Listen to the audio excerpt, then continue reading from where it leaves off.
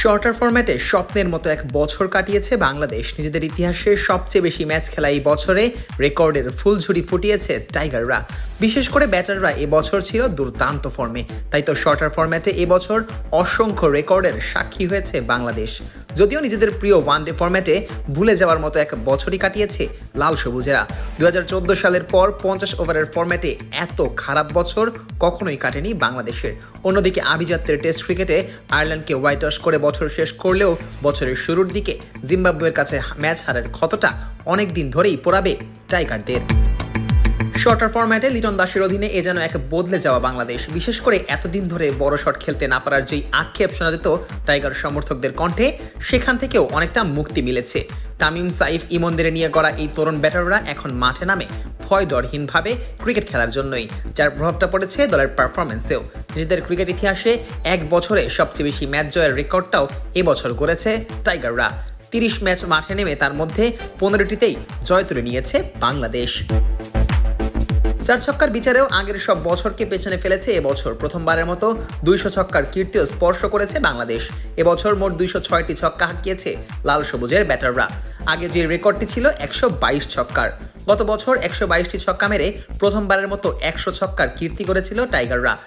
আর এবার সেই রেকর্ডকে এক ধাপ বাড়িয়ে 206টি ছক্কা মেরেছে বাংলাদেশ। 4 মারার দিকেও এবার এগিয়ে আছে লিটন দাসের দল। এবছর 298টি 4 হাঁকিয়েছে বাংলার ব্যাটাররা, যা কিনা যে কোনো বছরের মধ্যেই সর্বোচ্চ।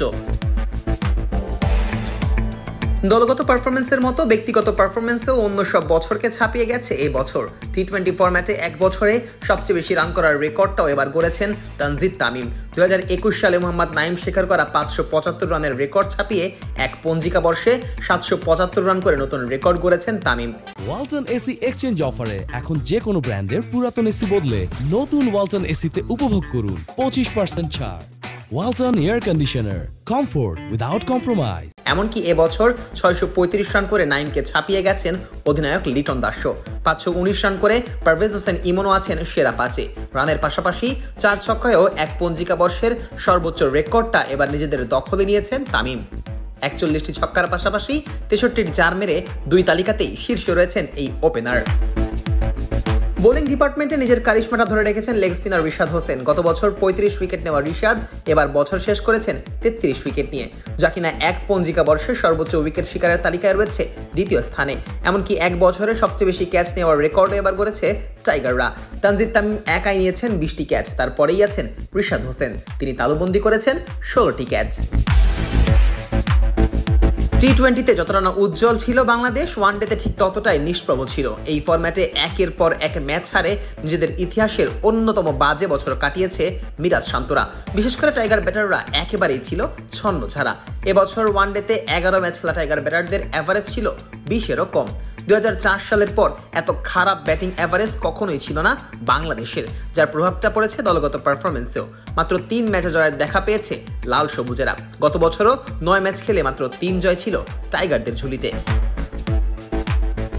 এদিকে আয়ারল্যান্ডের বিপক্ষে টেস্ট সিরিজে জয় দিয়ে লাল বলে বছর শেষ করলেও বছরের শুরুটা মোটেই মনের মতো ছিল না বাংলাদেশের। এপ্রিল মাসে জিম্বাবুয়ের বিপক্ষে হার দিয়ে লাল বলে বছর শুরু করেছিল টাইগাররা। তবে পরের ম্যাচে অবশ্য ইনিংস ব্যবধানের জয়ে সিরিজটা বাঁচতে পেরেছিল শান্তর দল। তবে শ্রীলঙ্কার বিপক্ষে অবশ্য সিরিজ বাঁচানো সম্ভব হয়নি।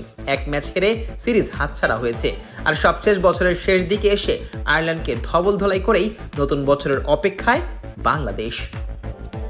Najmus Sakib, on field.